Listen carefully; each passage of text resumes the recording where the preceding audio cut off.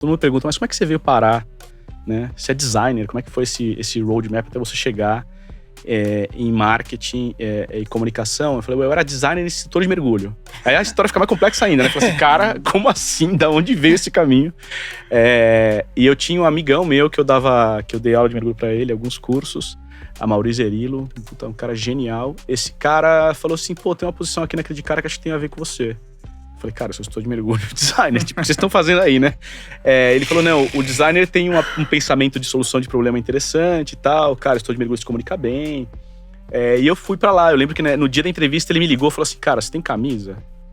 Eu falei, eu tenho, que eu vou em casamento, assim. Ele falou, não, bota essa. Vem. E eu fui na entrevista com a camisa que eu usava em casamento, e aí entrei, enfim. E aí comecei a trabalhar, e aí acabei fazendo uma pós-graduação em marketing de comunicação. Falei, deixa eu aprender esse negócio aqui, né? E foi esse o caminho.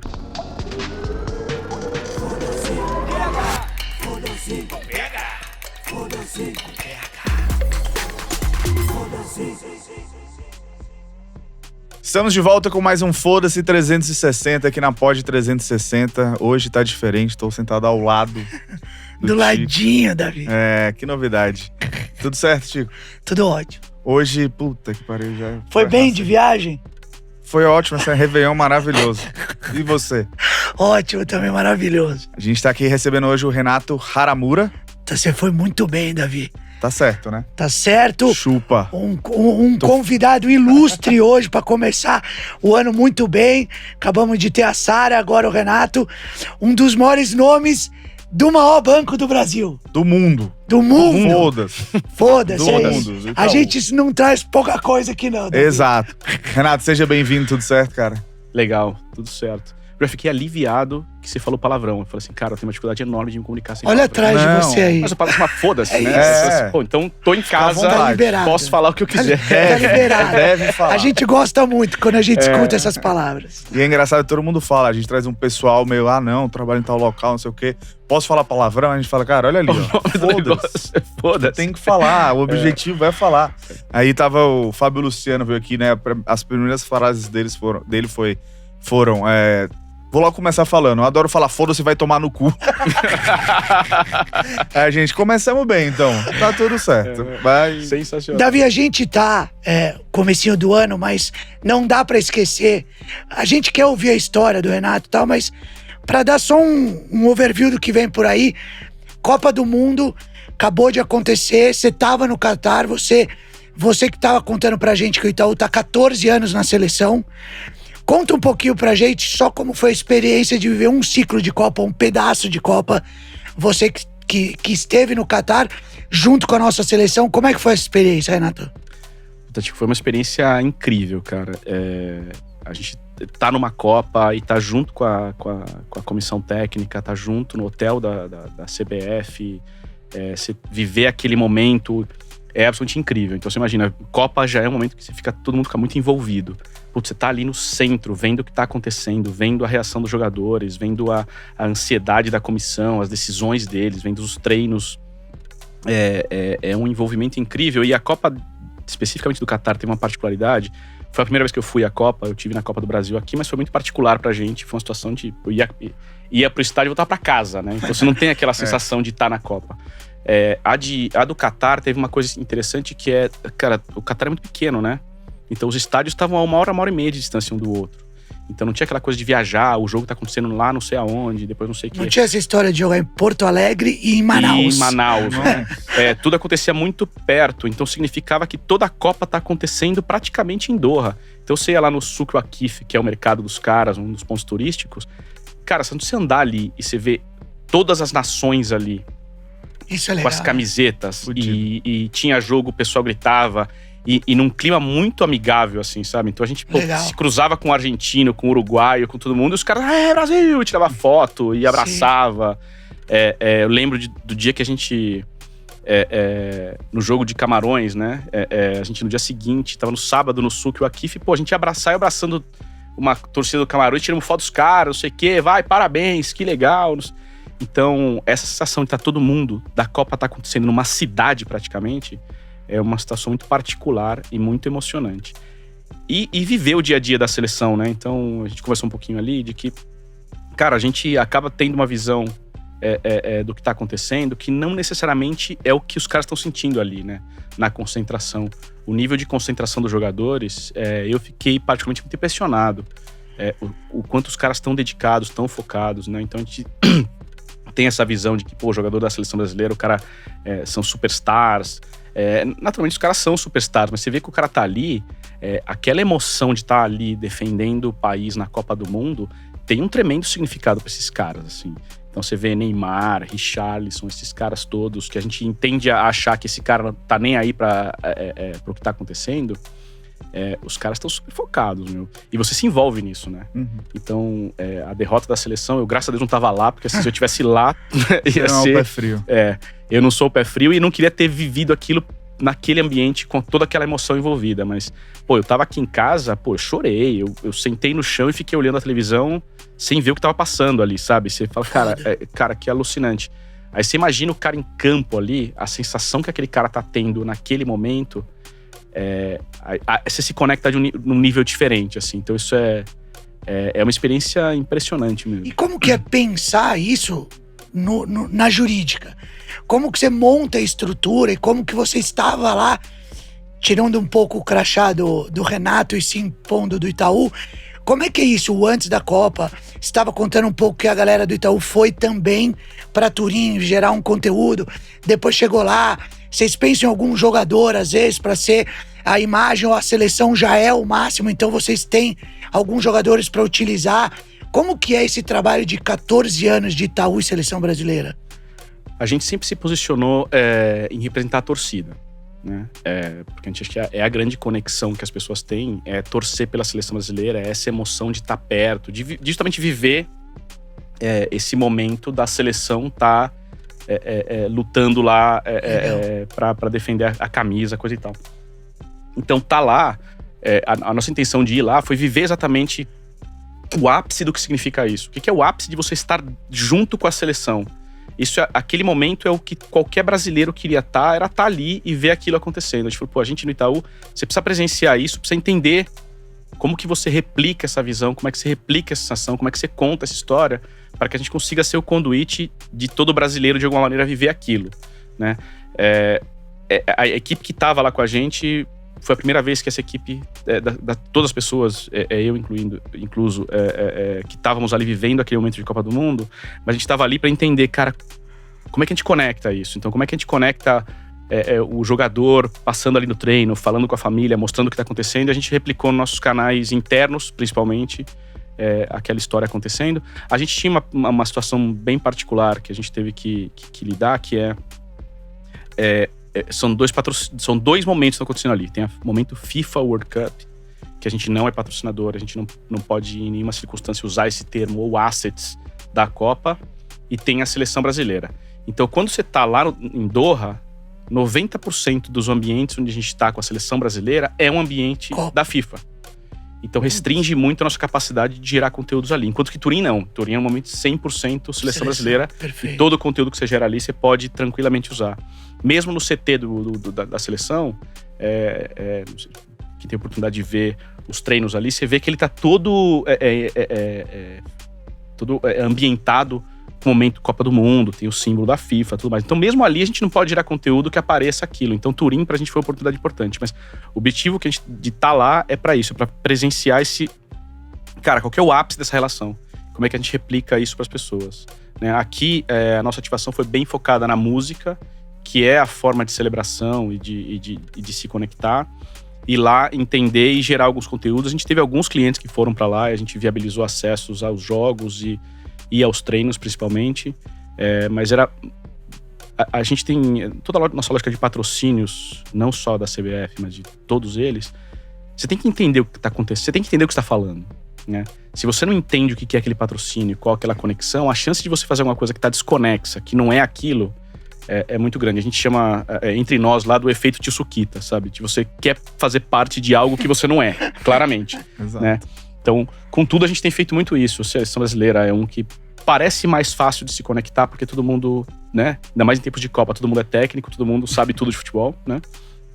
Eu mesmo, eu não sou super ligado em futebol de clube, gosto da seleção brasileira, mas chego lá, você me ouve falando, você fala, cara, esse cara deve ser técnico, deve ser, manja pra caramba. Assim como a gente acha que você é muito bom no tênis. Acha tudo, não. Eu conto a história assim. Você deve jogar muito, porque você falou com propriedade. Você não nega a fama, mas na hora do game ali, você vai olhar e fala, não é bem isso. Não, você tinha panturrilha. Não tá doendo, não sei o que, eu tô meio ruim, então a raquete não é bem essa. Mas essa coisa de entender o que tá acontecendo e você se conectar com o patrocínio, entender qual que é a real vivência daquilo. Então, parte da gente estar lá foi para entender isso. E, naturalmente, a gente teve uma equipe que ficou a Copa inteira lá. Para estar próximo da CBF, é o momento máximo deles também. Então, o momento deles verem que a gente, como patrocinador, tá ali apoiando, vendo, conversando. E até alguns momentos passando para ali percepções de quem tá, de alguma forma, menos envolvido na história. Então, algumas vezes a gente chegou com equipes da CBF lá e falou, cara, está acontecendo isso, e se a gente falasse isso, se vocês mostrassem isso, se vocês viabilizassem essa conversa aqui, então ajuda também. A gente trouxe o Rato aqui, o Gilberto Rato. O Rato é uma figura, Ratão falou bastante sobre patrocínio, demais, sobre a aproximação das marcas com a seleção, ele contou bastante a história aqui, né, Davi? O Giba. Eu ia perguntar exatamente disso, falar do Rato, e o Rato falou que ele, na gestão dele, tentou aproximar cada vez mais os patrocinadores, né? Sem dúvida. E você falar disso, a gente vai antes para entender o que a gente pode fazer no futuro, o que a gente pode fazer na Copa. Como que é esse raciocínio lógico de, beleza, a gente tem a seleção brasileira, a gente pode ativar, mas a gente precisa estar junto deles. Como que é essa relação vocês/CBF? É uma relação. Esse ano teve muita mudança na CBF, né? Então a gente, quando o Rato estava lá e estava na gestão anterior, a gente já tinha estabelecido toda essa conexão com as pessoas. Então esse trabalho também teve um pouco de estar lá com eles e se reconectar com as pessoas que estão lá, que são pessoas diferentes. Mas ter essa proximidade das pessoas e do que está acontecendo, mais do que explorar os assets que a gente tem, é menos pegar o contrato e sair ticando, isso aqui eu tenho, isso aqui eu tenho, isso aqui eu tenho. É menos sobre isso e mais sobre as entrelinhas. O que não tá lá, que poderia estar ou que a gente poderia fazer. Tem algum outro jeito da gente ajudar, da gente apoiar e da gente se conectar com isso, com coisas que não estão ali escrito no contrato, né? E isso a gente faz com todos eles. A gente faz com o Miami Open. Hoje em dia, Miami Open, se a gente vê a quantidade de coisas que a gente faz que não estão necessariamente escritas no contrato, é muito grande. Por quê? Por essa conexão da gente entender, mas isso aqui funciona, e se a gente fizesse isso? E se a gente se conectasse por aqui? E lá mesmo, no Catar, em muitas conversas com o pessoal da CBF, a gente identificou um monte de coisa. E se a gente fizesse esse tipo de coisa, ou essa iniciativa? Caramba, ia ser legal pra vocês, ia ser legal pra gente. E isso só acontece quando você cria essa conexão, conhece as pessoas, olha no olho, entende o que tá acontecendo, entende a sensação. Então esse é o nosso modus operandi para patrocínios de todas as formas. O que a gente tem feito muito com games é isso também. Entender o universo, trazer pessoa do universo para perto, contratar gente que conhece o que está acontecendo, para você entender, cara, onde estão os pontos de conexão que fazem sentido. Então você tem que ter gente que entende da marca, para entender o que faz sentido pro Itaú, porque tem conversas que, e sem juízo de valor se é legal ou não, mas assim, tem conversas que não tem nossa cara, né? Sim. A gente tem que entender isso. E tem que entender o ativo do outro lado para entender, poxa, o que faz sentido para eles. Então, a gente trouxe o Gustavo, que é o nosso head de marketing esportivo, a gente trouxe ele justamente por isso. Ele é um cara que ele tá 1 ano no banco, entendendo como funciona o Itaú, e ele conhece muito como funciona o mundo do futebol e o mundo dos esportes. E ele começa a criar essas conexões, a gente fala, putz, olha, isso aqui faz sentido, mas isso aqui que parece ser muito legal para a marca, para esse mundo não conecta com os caras. Não é sobre isso a conversa deles está para um outro lugar. Né? Então a gente chegou na época de exercitar como que ia ser a campanha, como é que a gente ia fazer, como é que a gente ia se conectar com a CBF. A gente chegou a ter algumas ideias que pareciam muito legais. Quando você passa o próprio Gus, quando olhou, falou assim, cara, eu não sei se os caras vão se conectar com isso. E quando a gente passou pela CBF, os caras olharam e falaram, não é isso. Os caras não se conectam por aí, eles se conectam com outras coisas, sabe? Então é isso. Se você não entende o que é, tio Suquito. Exato, sensacional. Quer falar? Por gentileza. Não, a gente tá falando muito de futebol também, mas a gente tava trocando ideia, e tênis falou um pouco, a gente tava trocando ideia de Rock in Rio também, né? Como que é fazer parte de um evento tão gigante, sabe? Que acontece de tanto em tanto tempo. Como que é ter uma marca representativa? Como que é mergulhar nisso, né? Entendeu? Você entendeu, Davi? O Tico tá querendo trocadilho de mergulhador. Já captei. Você não tava falando do tio da Suquita? Temos um aqui. Tem que entender, porque as pessoas vão falar como é que um instrutor de mergulho vira um cara tão foda assim. Exato, entendeu, exato. Davi? Você escolhe qual pergunta você quer responder primeiro. A dele... Tanto faz, fica à vontade. Não, eu posso falar de Rock in Rio. Rock in Rio foi uma experiência incrível esse ano também, porque juntou algumas coisas. Acho que foi o primeiro grande evento que a gente fez na volta da pandemia, né? A gente teve o Miami Open, que aconteceu esse ano, mas ele estava fora, então assim, ele tem uma amplitude um pouco diferente. O Rock in Rio esse ano foi explosivo porque teve isso, né? Todo mundo querendo voltar, e a gente dedicado a participar desse momento com tudo, assim, como é que a gente viabiliza, como é que a gente melhora. Então a gente fez, talvez foi o Rock in Rio com a maior dedicação que a gente teve, que eu me lembro, né? De ter feito por isso, porque a gente também estava muito entusiasmado com essa volta, né? E a conexão com as pessoas. O entretenimento é uma coisa muito legal, muito gostosa. A música é uma coisa muito ampla, né? Quando a gente, claro, a CBF também, mas quando você fala de música e o Rock in Rio, ele é um evento muito eclético, né? Por mais que ele tenha esse nome Rock in Rio, ele abre o frame, você chega lá, você tem todo tipo de gente, com todo tipo de música. Então você se conecta com todo mundo, né? É alucinante. E é alucinante, assim, porque eles... o tipo de organização deles, eles trabalham no estado da arte ali, impressionante. Eu lembro de um show do Coldplay, a gente olhou e falou, cara, tem 100 mil pessoas aqui. Como é que você controla 100 mil pessoas? Se esses caras todos resolvem ir para um outro lado, assim... não tem o que fazer, né? É isso. Chovendo, sabe? Então, assim, você vê a preocupação e o rigor com que eles organizam aquele negócio, né? Não sei se tiveram a oportunidade de assistir o Woodstock 99, que é o inverso disso, assim, você vai, cara, como é que você fazer uma coisa e não se preparar para o que pode acontecer? Ali no Rock in Rio você presencia o inverso, cara, como que os caras estão preparados para rigorosamente qualquer coisa que possa acontecer, né? E de forma muito controlada. Então, tinha uma coisa da gente querer fazer o melhor, querer entregar pro evento coisas legais. Então a gente também tentou ocupar um espaço com a nossa arena, de trazer, com a parceria com o TikTok, nomes que não necessariamente estavam no line-up do Rock in Rio, né? Ou não necessariamente estariam no line-up do Rock in Rio, porque são personalidades ou artistas que estão numa crescente. Como é que a gente traz esses caras ali, complementa essa experiência, mas junto com todo esse universo tem que se falar, né? Que se converse e que mantenha a segurança. Eles constantemente falam pra gente, falam, segurança em primeiro lugar. Então eu lembro que o primeiro final de semana, quando teve aquela mudança de schedule do Justin Bieber, a gente, mas como é que a gente faz? Vai ter o show da arena. A gente falou, não, então a gente vai fazer o show da arena, a gente vai colocar vamos colocar o João Gomes tocando. Ah tá, o João Gomes. Pô, e se colocasse o Pedro Sampaio também? Puta, podia... Então eu vou colocar o Pedro Sampaio. Mas se colocasse o João Gomes com o Pedro Sampaio? Mas ele vai tocar depois do Justin Bieber. Puta, depois do Justin Bieber? Cara, vão ter 100 mil pessoas olhando o Justin Bieber. E aí você começar a trocar esses caras, o que vai acontecer quando eles virarem? Nosso palco era meio que do lado, assim. E toda a conversa de como orquestrar isso para garantir a segurança dessas 100 mil pessoas virando e olhando para a Arena do Itaú. Cara, foi uma orquestração, assim, uma operação. Então, a gente tirou barricada, colocou barricada, os seguranças saíam do palco principal, se transferiam por trás do palco, entravam no palco na Arena do Itaú para dar segurança, para os caras subirem. E virou um negócio impressionante, no tanto que essa live específica que a gente fez no TikTok teve 500 mil pessoas acompanhando. Ou seja, tinham 5 vezes o público que estava no Rock in Rio acompanhando isso no TikTok. Foi explosivo, mas a operação para pôr aquilo de pé... Cara, acho que eu envelheci uns 5 anos ali, assim.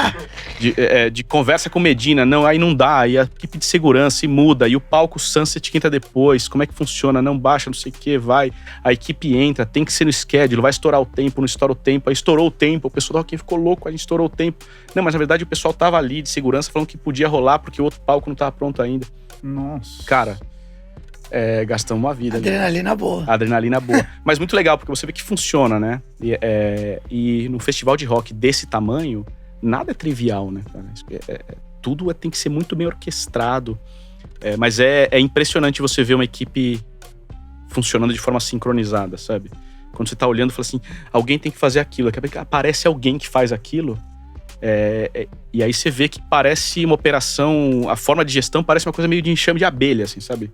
As pessoas estão de alguma forma se comunicando nos olhares, nos pensamentos, e alguém tá fazendo, alguém tá cobrindo, alguém tá resolvendo. Dá um prazer enorme de se olhar uma equipe trabalhando com essa simbiose, um negócio tão grande, tão rápido. É muito legal, cara. É muito legal. Falando do mergulho agora, para as pessoas entenderem, conta um pouco da tua história. Você estava contando aqui no bastidor antes da gente começar, que tem um amigo seu que tem uma visão, te leva para uma posição, e aí você desenvolve tua carreira, chegar onde você chegou. Você estava contando uma série de cases pra gente, só para entender um pouco de onde veio essa construção do Renato até hoje. Eu tenho uma história interessante e engraçada. Primeiro que eu sou... toda minha família é de engenheiros, né? Meu pai é engenheiro, minha mãe é engenheira, minha pernambucana se formou lá, era a única mulher na universidade, engenheira. Meu irmão é engenheiro, eu resolvi ser designer.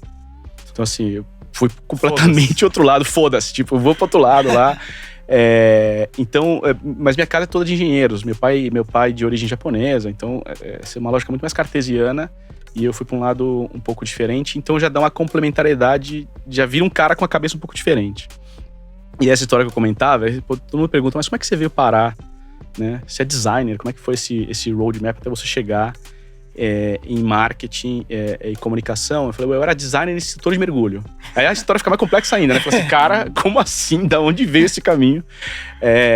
E eu tinha um amigão meu que eu dei aula de mergulho para ele, alguns cursos, a Maurício Zerilo, um cara genial. Esse cara falou assim, tem uma posição aqui naquele cara que acho que tem a ver com você. Eu falei, cara, eu sou estou de mergulho, designer, tipo, o que vocês estão fazendo aí, né? Ele falou, não, o designer tem um pensamento de solução de problema interessante e tal, cara, estou de mergulho se comunica bem. E eu fui pra lá, eu lembro que no dia da entrevista ele me ligou e falou assim, cara, você tem camisa? Eu falei, eu tenho, que eu vou em casamento, assim. Ele falou, não, bota essa. E eu fui na entrevista com a camisa que eu usava em casamento, e aí entrei, enfim. E aí comecei a trabalhar, e aí acabei fazendo uma pós-graduação em marketing de comunicação. Falei, deixa eu aprender esse negócio aqui, né? E foi esse o caminho. E até hoje uso, o estudo de mergulho eu já não dou mais aula, mas o pensamento do design thinking, que na época em que eu entrei não tinha nem existia esse termo, né? Até hoje uso muito, assim, esse pensamento, e até o senso estético. Itaú é uma marca com um senso estético muito depurado, né? Muito apurado, muito preciso. Então, até hoje, converso muito e é um assunto que me encanta, então acabo usando muito. E tá há quanto tempo no Itaú? Eu tô há 17 anos, cara. E Credit Card foram quantos? Credit Card foram 4. E você passou por Estados Unidos e Colômbia e voltou agora, né, cara? Tipo, quão importante foi você fazer não vou dizer viagem porque você morou nesses países, mas quão importante foi você fazer esses intercâmbios? Puta, cara, isso mudou minha vida completamente. Fiquei 7 anos fora do Brasil, então em 2012 eu recebi o convite para ir para tocar a operação de marketing lá em Miami, né? Fui, na época, meu filho mais velho hoje tinha 2 anos. Eu tô meio assustado porque nunca teve na minha cabeça morar fora. Eu lembro eu tava ali na Bandeirantes quando minha chefe mandou uma mensagem, falou, você não tem vontade de ir pra essa posição? Eu cheguei em casa, falei pra minha esposa, surgiu esse negócio aqui, faz sentido? Ela falou, cara, se fizer agora, né? Porque assim, mais pra frente vai ficar mais difícil. Eu falei, vamos aí. Aí fui pra Miami, fiquei 4 anos em Miami. Foi na época que a gente, inclusive, renovou o contrato do Miami Open. O Miami virou o Miami Open Presented by Itaú, antes ele era o Sony Open. Então eu passei por todo esse processo. E em 2016, a gente fez uma aquisição no Chile, que tinha uma operação na Colômbia, que também consolidava junto. Aí, precisamos ir pra lá, porque tem que trocar marca, tem que fazer um processo de cultura, tudo mais. E fui pra Colômbia, fiquei 3 anos lá. Cara, não tem nada mais esclarecedor pra você entender quem você é quando você olha de fora, né? Então tem muita coisa que eu olhava do brasileiro de Itaú, que eu achava que todo mundo era assim. A hora que você vai lá fora e olha, você começa a ver, não é nem tudo, as pessoas não são assim, é o brasileiro que é assim, né? Eu lembro que meu primeiro, não foi conflito, mas a primeira conversa que eu tive foi, alguém me falou aqui, soltou aquela assim, porque aí cai caneta, né, às 6. E eu fiquei com aquele troço engasgado aqui, assim, eu tava em Miami. Falei, cara, cai caneta às 6. Aí eu falei, cara, vamos fazer a seguinte conta. Que horas você entra no Brasil? Como o horário começa às 9. Ninguém chega às 9. Então as pessoas lembra naquela época, antes da pandemia, começa às 9, as pessoas chegam 9h30, 9h40. Aí 9h40 se liga o computador, enquanto liga o computador, vai tomar um café. Vou pegar um café lá enquanto liga o computador, deixa ligando aí, vou pegar um café. Cara, você senta na sua mesa pra trabalhar 10h20, né? Aí tá 10h20, trabalha até 11h30, meio-dia e pouco, já começa a pensar, vamos almoçar onde? Aí vai almoçar em Moema, tipo, pega o carro e vai até Moema almoçar, aí volta 2h. Aí, cara, aí você vem falar que o Caio Caneta 6, cara, que você às 7 você produziu metade do que a gente produziu, que um americano produziu. Porque o americano às 9 ele tá sentado trabalhando, ele almoça em 40 minutos. Às vezes na mesa. Às vezes trabalhando. E, cara, o grau de produtividade nesse período que o cara tá focado é impressionante. Reunião de 15 minutos, 30 minutos no máximo, e to the point, ó, pá, acabou. O grau de produtividade do americano nesse período de tempo é muito alto, né? A gente fala assim, o nosso modelo de trabalho é muito mais relacional. Tem prós e cons, tá? Claro, quando eu falo dessa forma, e eu tava me defendendo nessa hora, falando assim, não é que cai caneta, que você que é vagabundo, você parece que mas quando você vê, cara, tem uma lógica muito mais relacional do lado de cá também, que traz aspectos positivos. A gente até pode falar mais sobre isso, assim, tipo, sobre a vantagem, a diferença do americano e do latino, quando a gente trabalha com eventos, principalmente, é brutal, né? Mas você começa a entender essas coisas, saca? E quando eu fui pra Colômbia, eu falava assim, não, isso é coisa de latino. Então tem os americanos e os latinos. Quando você vai pra Colômbia, você descobre um outro universo. Fala assim, que os latinos não são todos iguais, né? O brasileiro tem as suas particularidades. Cara, o chileno é um cara completamente diferente de qualquer outra coisa que existe na América do Sul. O colombiano, ele é um brasileiro que fala espanhol que tá no outro país. Você vê a Colômbia, parece um Brasil zipado, assim. Tem as mesmas coisas. Você pega a região de Medellín ali, os pais são os mineiros, iguaizinhos, assim. Falam com mais cantado, as comidas que eles comem são muito parecidas. Os costenhos são nossos nordestinos, né? Bogotá é São Paulo. Então, assim, você começa a entender a Colômbia parece muito com o Brasil. E a gente, por algum motivo que chama-se Amazônia, né, que tá no meio, a gente não tem uma grande conexão com eles ali, né? Então, aí, ir pra Colômbia, você começa a entender que, cara, os latinos não são todos iguais. Existem diversos latinos, inclusive brasileiro, né? Você fala, não, nós somos latinos. Não, eu sou brasileiro. Latino é quem fala espanhol, né? Eu sou uma ilha separada. Aí você começa a entender que, cara, não, assim, a gente tem coisas muito parecidas. Então, cara, é uma experiência absolutamente incrível, assim. Morar fora. E trabalhar fora, né? Animal. Tico. A gente você tava falando da diferença dos latinos do brasileiro para evento, para produção, dos americanos e dos brasileiros. Mas você vê uma vantagem brasileira ou americana? Você que fez evento fora do Brasil e fez aqui no Brasil. Cara, eu tenho um viés porque é o nosso estilo de fazer. Então, particularmente quando você fala, cara, é mais fácil trabalhar com brasileiro porque a gente conhece. Agora, o latino, o brasileiro, mas acho que dá pra classificar o latino, ele é muito flexível, né, cara? Então, o latino, isso é pro bem e pro mal. O latino, qualquer coisa que você fale pro cara que tem uma regra, o cara tá olhando como é que ele dá a volta. Né? Como é que ele vê e acha caminhos alternativos pra conseguir manobrar e chegar naquele lugar. O americano é o protocolo e procedimento. Sim. Ó, tem que chegar até ali. Ele abre qual que é o protocolo pra chegar até ali, ele faz o by the book, e chega até lá. Quando você pensa que evento, a única coisa certa do evento é que alguma coisa vai dar errado, né? Quando você tem um cara que é muito protocolar e by the book, se aquele evento que deu errado não tiver no protocolo do cara, o cara não acha saída, né? Então, eu lembro que quando eu trabalhava em Miami, tinha era um quarteirão, assim, que dava a volta, né? E às vezes dava véia ali, porque o trânsito começava a engarrafar e engarrafava só no quarteirão, porque dava véia, assim. Todo mundo travava um atrás do outro. E o americano não conseguia olhar pro lado e falar, cara... Parece uma brincadeira, né? Sai pra rua do lado aqui, dá volta que você vai chegar no mesmo lugar. O cara não, o caminho dele era aquele, ele ficava ali parado no trânsito. 40 minutos, né? Por quê? Porque ele não tem o cérebro programado pra falar assim, cara, quais são as alternativas diante desse cenário que não estava previsto, né? O latino tá pensando o tempo todo nisso. Que tem um lado ruim da história também, né? Porque você manda o latino fazer aqui, o cara vai achar um outro caminho que pode não ser aquilo, que pode ser uma outra coisa, e o cara achou um outro caminho, né? Se a gente pensa em termos éticos, cara, o americano não pensa em ética, porque a ética está carregada no protocolo. Sim. Faz um protocolo e segue o procedimento, que você não tem que pensar se é ético ou não é. Né? O latino tá sempre pensando as milhões de alternativas, e às vezes essas alternativas passam por um limiar meio borderline sobre se devia estar fazendo ou não, né? Mas quando você pensa nisso que, cara, Rock in Rio, por exemplo, pô, trocou o schedule do Justin Bieber, então tem que trocar, tem que mudar, não sei o que, a barricada tem que ir pra lá, muda pra cá, o cara passa por trás, não sei o que. Não consigo imaginar nos Estados Unidos fazendo isso, cara. Não vai. O cara não vai conseguir fazer, vai travar, assim. Então, tem prós e cons, né?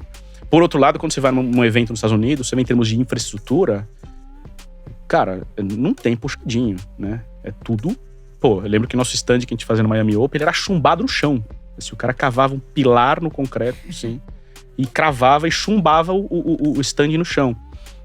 A gente fala, por quê? Porque aqui tem hurricane, meu. Então, se mais bate um vento, esse negócio vai buscar esse negócio lá em Key Biscayne, né? A gente não... Você não pensa nisso, você não segue esse protocolo, mas o protocolo diz, ó, o stand com tantos metros quadrados e com tal peso, ele não basta ser apoiado e içado, ele tem que ser chumbado no chão. E aí o cara não precisa pensar por que tem que fazer, vai lá e faz, né? Das suas cadeiras que você estava falando, quando você voltou, que você ampliou um pouco, conta um pouco só qual é o Renato hoje cuida do que no Itaú? Hoje eu tenho umas cadeiras que a gente chama de marketing institucional, mas é o endomarketing, patrocínios, área de experiências, que são eventos, mas também a gente está começando a expandir o olhar para além de experiências. Tem uma estrutura que a gente chama de narrativas estratégicas. É uma estrutura bem interessante, assim, que tem... o Itaú, ele é muito... Acho que qualquer pessoa consegue olhar e ver quando uma coisa tem cara de Itaú. Total. Mas não tem um manual que explique o que é isso, né? Essa área de narrativas está trazendo, tá equipando a gente com um pouco mais de tecnicidade, de falar assim, cara, quais são os elementos que compõem alguma coisa que tem cara de Itaú, para a gente ser capaz de replicar isso com mais precisão ao longo do tempo. Tem também a estrutura de marketing internacional, que faz interfaces com os marketings fora do Brasil, principalmente na América Latina, mas também no Hemisfério Norte, Estados Unidos, Europa e Ásia. E a estrutura do Cubo, né? O marketing do Cubo também tá aqui com a minha estrutura. Acho que ele tem uma visão institucional também de construção desse ecossistema de inovação que a gente tá investindo agora. Como é que é para um mergulhador e representar... e representar o Itaú fora do Brasil, uma marca que hoje, eu até estava te perguntando se não é das maiores patrocinadoras do Brasil, a marca que mais apoia e patrocina o Brasil. Você imaginou lá atrás, você tá indo para os Estados Unidos, para Colômbia, para tudo, levar um pouco da cultura e da marca para fora do Brasil? Grande, né? Cara, legal pra caramba. Acho que o primeiro impacto que a gente tem o que eu tive foi também aquela coisa de achar que a gente era muito conhecido, e a gente no Brasil é muito conhecido, mas quando você sai, as pessoas não conseguiam falar Itaú, né? Era Itaú, e fala, putz, né? E coisas que a gente sempre achou que eram pô, né, isso aqui todo mundo conhece o Roberto Carlos, todo mundo conhece o Gilberto Gil. Aí você chegava lá e falava assim, não, o Roberto Carlos... Lateral esquerda. Né? Como o inverso também é verdade, né? A gente, no Brasil, também é meio fechado. Eu lembro que eu tava uma vez na Colômbia e os caras falam, não, porque eu Soda Stereo. Eu falei, que Soda Stereo, cara? Ele falou, não, Soda Stereo, puta banda. Eu falei, Soda Stereo? What the fuck is that, meu? Né? Depois eu descobri, cara, Soda Stereo é a maior banda latina da história, assim. O Cirque du Soleil tem 3 espetáculos musicais. O do Michael Jackson, né? O dos Beatles e do Soda Stereo. Ah, vai! O negócio é gigante e a gente não tem a menor ideia do que é esse negócio. Então, eles assim... tocam o quê? Toca um rockzão, assim. Você ouve as músicas e fala assim, cara, conhece essa música. E é dos caras, assim. Então, a gente no Brasil tem essa coisa de... A gente é uma ilha gigante. Então tem coisas que estão na nossa ilha que a gente acha que todas as ilhas conhecem, e não só a nossa ilha conhece, como coisas que acontecem fora do mundo e que a gente acha que tá conectado e a gente não tem mais puta ideia do que tá acontecendo, né? E levar o Itaú pra fora tem muito disso também. A gente chega lá e as pessoas entenderem o que a gente tá falando, né? É muito da nossa filosofia, que é muito normal aqui no Brasil, que a gente pensa, falou, cara, isso é a cara do Itaú. As pessoas falam, cara, mas por quê? Por exemplo, o próprio patrocínio do Miami Open. Os caras falam, mas que vocês estão patrocinando um torneio aqui em Miami? Você tá um banco lá no Brasil. Eu falei assim, não, cara, assim, isso tem uma tremenda repercussão. As pessoas assistem esse torneio, as pessoas vêm pra Miami, se conectam aqui. Ao patrocinar um evento fora, o brasileiro constrói uma imagem de sofisticação, né? Porque a gente tem essa coisa ainda colonialista de olhar e falar assim, o negócio que é importado é melhor. Então, pô, os caras, sabe aquele negócio... Tava até falando com um amigo outro dia, assim, você vê aquele negócio tipo exportação. Cara, quer dizer isso, né? Tipo exportação quer dizer que o que eu vou mandar pra fora é melhor do que eu consumo aqui interno. Então, sempre que você tem uma coisa que é feito fora... Então, essa coisa de patrocinar um evento fora do Brasil... constrói esse elemento de sofisticação de que, pô, esses caras são uma marca grande, sólida. Pô, os caras estão lá em Miami, meu. A gente agora acabou de fechar o patrocínio do South by Southwest em Austin, Cara, os caras, pô, do Itaú estão patrocinando o evento em Austin. Caramba, cara, pô, o tamanho desses caras, que é alucinante. Olha onde eles buscam informação. Então tem todos esses elementos, mas os gringos não conseguiam entender isso. Eles falaram assim, mas vocês querem patrocinar a gente? Mas por quê? Eu falei assim, cara, pô, faz todo sentido, né? Mas os caras não conhecem o Itaú. Onde fora Brasil, onde o Itaú tá com mais pessoa, escritório, qual é a representatividade do Itaú fora do Brasil? Eu diria que depois do Brasil, a segunda operação que a gente tem, a maior operação que a gente tem é do Chile. Vou chutar que deve estar com 5 mil pessoas na operação. A operação da Colômbia tem umas 3.500 pessoas. Acho que a Argentina deve ser mais ou menos desse tamanho. Aí você tem Uruguai e Paraguai, que são países muito menores, né? Então são operações menores, mas proporcionalmente muito representativas. Acho que no Paraguai a gente é um dos maiores bancos do Paraguai. E tem as operações que a gente chama de Hemisfério Norte, que aí são operações que servem clientes latino-americanos, que é a operação de Miami, tem a operação de Nova York, tem Zurique, tem a operação, um polo operacional importante em Lisboa e em Londres. E aí tem alguns escritórios espalhados por outras partes do mundo. O Itaú tem hoje, acho que deve ter uns 20 países, cara. Fudido, gigante. Entendeu? Legal demais, Entendeu? legal demais. Animal. Uma puta loucura. Mudando um pouco de assunto, mas falando do mesmo assunto, você falou que você também cuida do endomarketing. E a gente tava vendo, vocês têm um Instagram para funcionários com mais de 110 mil seguidores. E, cara, eu tenho uns amigos que trabalham no Itaú e eu vejo direto elas fazendo a semana de não sei o quê, a semana... E aí vão os funcionários, colocam a cara lá e, tipo, divulgam em LinkedIn e tudo mais. Qual que é a importância de dar voz pra essa galera? E, cara, 110 mil seguidores, se eu não me engano, o Itaú deve ter uns 90, 95 mil funcionários. Tudo bem que deve ter uns familiares que seguem ali, mas já tá aumentando, né?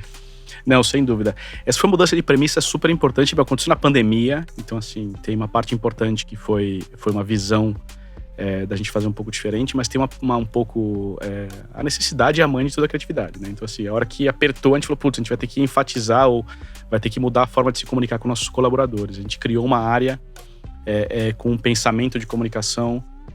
A gente basicamente falou, cara, a gente tem que ser tão sofisticado para os nossos colaboradores como a gente é para fora, né?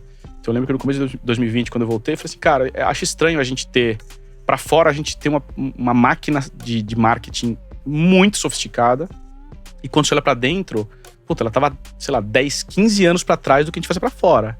Eu falei, pô, não faz sentido, né? A gente deveria começar a aproximar isso. Não diria que hoje a gente tá no mesmo nível, mas a gente começou a sofisticar essa comunicação, dar voz pro colaborador, de forma muito parecida com o que aconteceu para fora. Eu acho que a pandemia catalisou uma série de coisas, mas uma das que a gente identificou as pessoas não querem mais ouvir instituições falando. Não quero ouvir o Itaú falando. Quero ouvir as pessoas falando. Tanto as pessoas do Itaú, como as pessoas falando do Itaú. Tanto que você vê que nossas comunicações hoje, elas são muito menos aquela voz Mauro de Almeida falando, nós do Itaú estamos...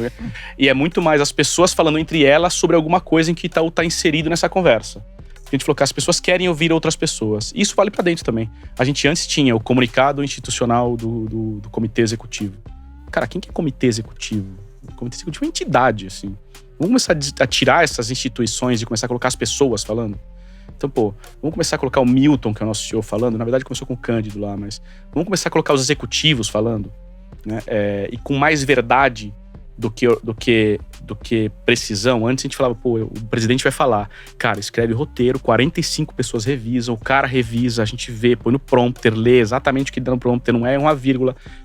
Cara, a gente falou, pô, isso tira um pouco a verdade, porque você vê que o cara tá lendo no prompter, né? Total. Você tem palavras que o cara tá usando, você fala, vocês não falam isso, né? Ou o cara tá falando certinho, não errou uma vírgula. Fala, pô, não dá. A gente falou, cara, vamos começar a mudar isso? Então a gente não vai mais gravar com prompter. O cara vai grava lá e fala lá. E errou, gaguejou, deixa, tudo bem, deixa. Por quê? Porque é importante as pessoas verem que aquilo é verdade. E a gente hoje tem um modelo de comunicação onde o Milton às vezes grava vídeo no carro, cara. Teve um dos vídeos que ele gravou, que ele tava indo pro aeroporto com o motorista e tal, e ele gravando dentro do carro. Falou, tô indo visitar um cliente e tal, mas queria falar pra vocês isso. Ele gravou, a gente soltou. E você começa a ver uma verdade ali, que a pessoa falou, pô, o cara parou pra gravar aquilo mesmo, pra contar pra gente naquele momento, né?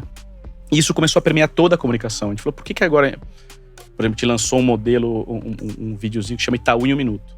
A gente falou, as pessoas não têm mais tempo, cara. E tinha um momento corporativo em que a corporação quase que falava assim, cara, você como funcionário do banco, você é obrigado a saber certas coisas, né?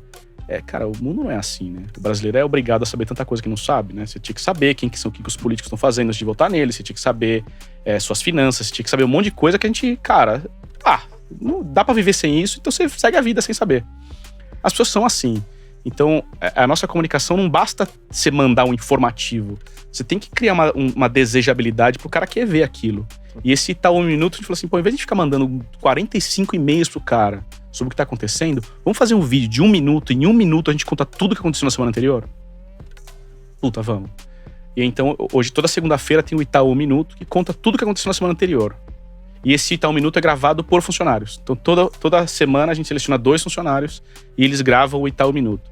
Então, isso começa primeiro da cara, porque sempre vem um funcionário ali, você vê, cara, esse é um funcionário do banco, olha cá, o fulano, olha lá, o Tico tá lá, olha lá, pô.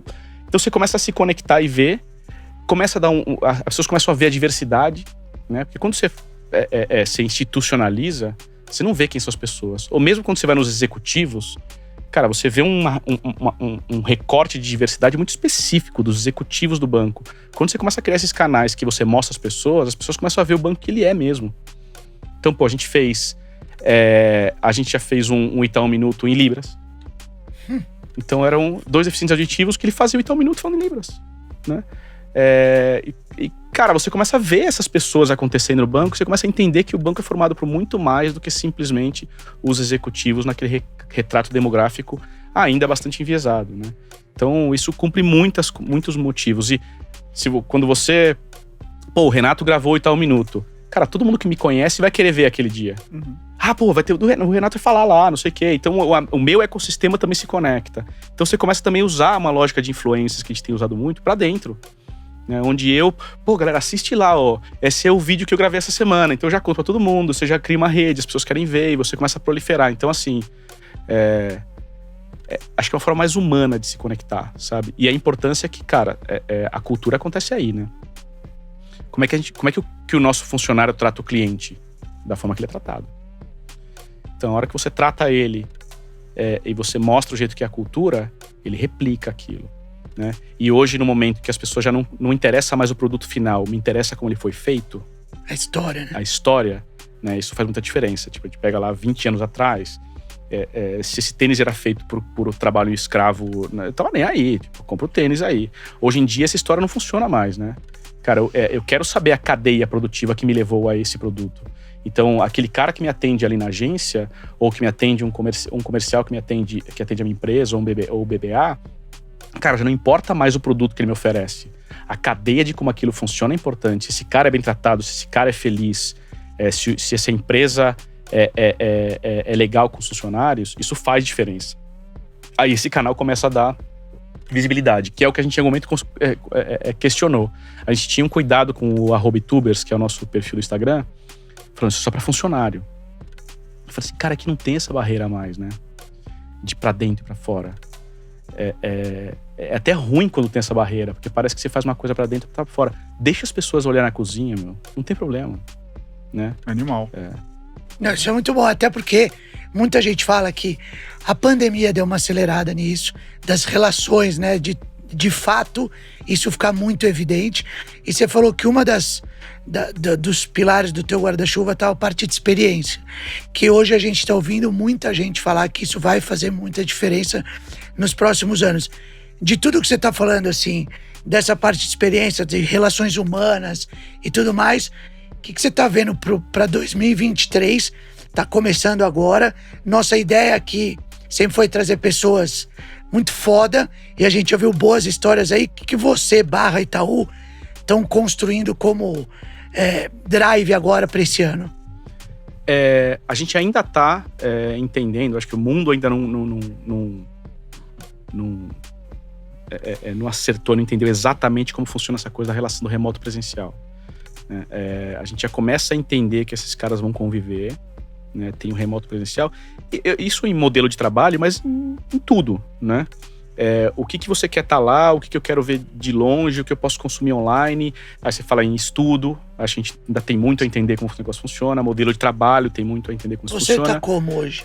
A gente tá no modelo híbrido. Então hoje eu saio daqui e vou para um presencial, mas amanhã, já de manhã, trabalho remoto e depois vou no presencial. Então você começa a encontrar para que servem essas ferramentas, né? O presencial, ele é muito forte na geração de relacionamento, mas ele tem um alcance curto. A gente pode estar aqui 10 pessoas. Se eu quiser estar entre 10 mil pessoas, cara, você não consegue falar com as 10 mil. Você consegue falar com as 50 que tem em volta de você, né? No digital você consegue ter esse alcance. O digital, ele tem uma lógica on demand. Eu posso, gerar o conteúdo e o cara consome quando for mais adequado. E mais do que quando for mais adequado, é quando ele estiver mais aberto a ouvir aquilo. O presencial é meio que na marra. Tô ali, mesmo que eu não esteja afim de falar disso, tá todo mundo falando disso, vou ter que ouvir, né? Então acho que o mundo ainda tá entendendo como funciona isso, sabe? A gente tem feito alguns eventos e algumas experiências híbridas para entender como as coisas funcionam. No começo, o lugar comum que a gente ia era fazer vamos broadcast o que tá acontecendo no presencial. E a gente começa a entender que não é broadcast o que tá no presencial, são duas experiências diferentes, né? Eu adoro fazer a analogia com a minha equipe de falar assim, para mim o jogo de futebol é o melhor exemplo, né? A experiência de estar no estádio é uma. A de assistir o jogo na televisão é completamente diferente. Inclusive tem prós e cons. Você tá no estádio lá, parou o jogo, mas foi falta? Ou foi impedimento? Mas quem que foi? Que é o juiz. Mas quem foi? Cartão amarelo pra quem? Aí, cara, quem tá acostumado a ter a experiência remota no futebol, você vai no presencial, você sente outras coisas, a emoção é incomparável, mas o entendimento do que tá acontecendo é um pouco mais restrito. Você vai no digital, você tem um entendimento melhor, mas você cria menos conexão. É como achar esse equilíbrio, né? Então a gente tem feito exercícios para entender como essas coisas funcionam, né? E para que um é bom, para que o outro é melhor, como que você cria essas conexões. Mas acho que ainda tem um desafio, assim, não tá claro. E o próprio modelo de trabalho, a gente no banco tem discutido bastante o modelo de trabalho, né? Dá para você difundir cultura sem um modelo 100% presencial? Cara, acho que dá. Mas tem outros desafios, né? O presencial, ele difunde cultura de uma maneira mais fácil, porque você ambienta as pessoas, né? Mas ele cria outros desafios de locomoção e cria alguns transtornos que a gente tem que considerar, né, nos dois. Então, eu ainda apostaria que entender melhor como funciona essa lógica do presencial versus remoto para tudo, tá? Tem um belo desafio aí. Tem um número relativamente grande de pessoas, né? Diferente de uma empresa pequena, que você tem uma facilidade maior de... acho que a equação, quando você fala que tem um escritório pequenininho ali, 5 mil pessoas, né, fora, você tá falando de 20 países. Quantas pessoas são aqui no Brasil? 80 e poucas mil pessoas. É gente pacas. Muita gente. Quando você tá numa empresa de 30 e você acha difícil, porra, você tem que rever um pouco seus conceitos. Gigante. Tremenda loucura. Mas isso não é só pra funcionário, porque a gente tá fazendo exercício agora do projeto que a gente tá com o South by Southwest, né? E ele... É março? Acontece em março. Isso. Né? E a gente tá com esse desafio. Eu falo assim, ele não é só... o material que é gerado lá, ele não é exclusivamente pra quem tá lá. Na verdade, uma zona de impacto que ele tem são as pessoas que não foram, que consomem no online, por exemplo. Então, como é que você usa esse conteúdo, né? O motivo da gente estar patrocinando o evento não é o evento em si, é o conteúdo que é gerado ali. Claro. Né? Então, esse conteúdo, ele pode chegar às pessoas tanto presencialmente como remoto. Online. Certeza. Como é que você ativa isso? Para cliente, para sociedade como um todo. Sabe? Ou do Rock in Rio. Sim. Muito depois, aquele momento que a gente fez no João Gomes com o Pedro Sampaio, 500 mil pessoas assistiram aquele negócio pelo TikTok. Era 5 vezes a quantidade de gente que estava presencial. É o que estamos falando da Copa também, né? A Copa? Estamos falando disso, estamos falando de transmissões agora, como é que vai disseminar para todos os canais que tem. É isso, tá falando do que está acontecendo e de como cada um vai reagir. Tem gente que vai olhar e falar, puta, quem tá aqui pagou uma fortuna, não dá pra jogar pra lá. Não dá, porque todo mundo tem que ter acesso a esse conteúdo, né? É isso. E hoje em dia da maneira que você quer, a hora que você quer. A hora que você quer, on demand, né? Tô falando com meu filho, eu falo, pai, põe aí na Globo. Qual é o canal da Globo? sei lá. Não sabe. Nem sabe mais o que é isso. Não, meu filho tá com 11 anos agora. Eu tava explicando pra ele como é que eu via televisão, que, eu assisti o show da Xuxa e eu sabia a sequência dos desenhos e o horário que tinha que assistir desenho. Acabou o desenho, terminou os Smurfs, acabou, nem as Smurfs, acho que era o He-Man, era o último, você via o He-Man, acabou. Agora a televisão da mãe. É isso. Que vai ter o TV Mulher, você vai fazer outra coisa, vai jogar bola, sei lá. E ele não conseguia entender, falou assim, mas você tinha que esperar aquela hora pra assistir aquele desenho? Eu falei, eu tinha que esperar aquela hora pra aquele desenho e acabou. É muito louco que eles não têm mais tempo de espera, né? Não consegue. Porque pra eles é tudo isso. na hora que quer. Total. Então você fala, não, é amanhã. Como amanhã? Como amanhã? Não existe isso, é amanhã. Até a gente, né? Aquelas séries que olha, o próximo capítulo sai na sexta-feira. Porra, como assim? Na sexta-feira, meu? Põe agora. Você quer saber? Não vou assistir esse negócio, eu vou assistir lá no final, quando tiver tudo disponível, assistir uma vez só. Então, a gente mesmo tá mudando essa dinâmica de como a gente consome as coisas, né? Fudido. Davi, mais uma aula no Foda-se, hein? Eu tenho uma história muito boa pra encerrar. Puta que pariu, eu tenho até medo. Essa é boa. Gui, eu tenho até medo. Gui. Eu lembrei agora. Pensa pra falar. O cara, deu uma aula aqui. As milhões de pessoas que estão ouvindo a gente, não sei se merece a tua história agora. Não tem nada a ver com Não, mas agora eu quero ouvir. Vai, o Renato quer ouvir. Vocês conhecem alguém que foi expulso do Itaú? Como assim, Davi? Não tem cartão vermelho? Como assim? Eu fui expulso do Itaú. Como assim, Davi? Itaú? O Itaú é um banco, não é a seleção brasileira jogando. Eu trabalhava na editora Abril, na Veja. Saí de lá, tava um ano fora e lá, você tinha que abrir a conta no Itaú, que era dentro da Abril, pra receber o salário.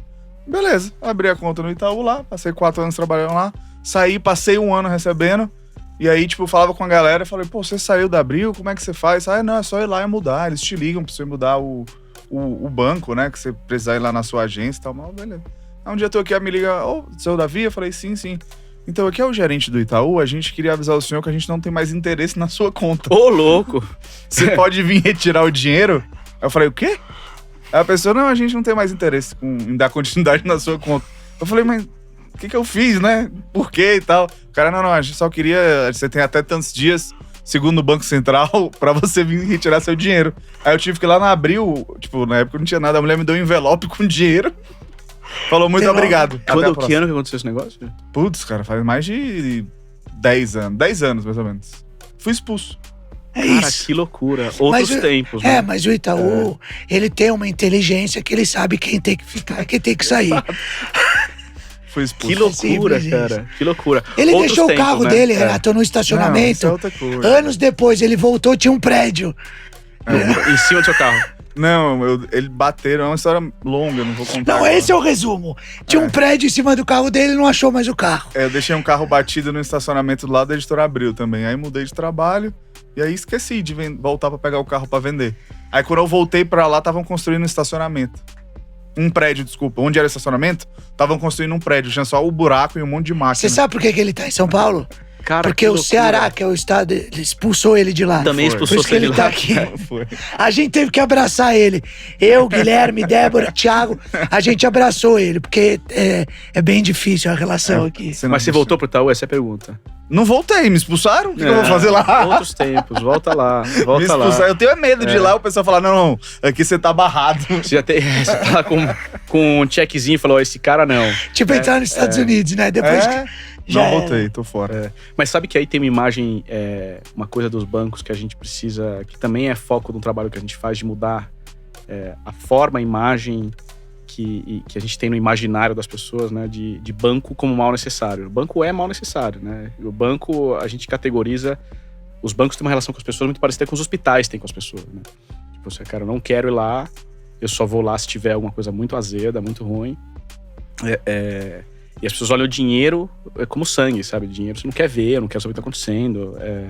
Então a gente faz um trabalho muito intenso para que esse tipo de coisa não aconteça, né? Renato, que as pessoas não se sintam negadas. Cara, não tem essa de banco não te quer. tipo o que a gente acabou de ouvir agora, né? História Tá. Não, e eu assustadora. perguntava, eu falava, mas moço, por que eu não dá Ninguém mais? quer, Davi. Aí ela olhava e falava, a gente não pode falar, resolução do Banco Central, você tem tantos dias pra tirar. Mas o que eu fiz? Ah, moça, a gente não pode falar. Aí eu falei, então... Então tá. Fui embora. Você acha que as agências físicas duram mais quanto tempo? A vida toda. A vida toda, não vai acabar. Eu acho que é esse mesmo dilema, né? Que a gente tá. Acho que tem coisas que são presenciais, assim. Tem hora que você quer olhar na cara de alguém, Sim. sabe? eu quero conversar com alguém. Eu sou meio dessa época. Eu também. Acho que todo mundo tem um pouco disso. Acho que tem pessoas que estão mais bem resolvidas com uma vida totalmente digital, né? Minha mulher me zoou com isso. Mas eu acho que ninguém consegue viver isolado, simplesmente digital, sem absolutamente nenhuma relação humana. A relação humana tem um fator importante, por menor que seja. Pode ser uma ligação que você quer ouvir, ou simplesmente saber que tá lá, sabe? Às vezes as agências têm até esse papel, falam assim, cara, você não precisa ir lá.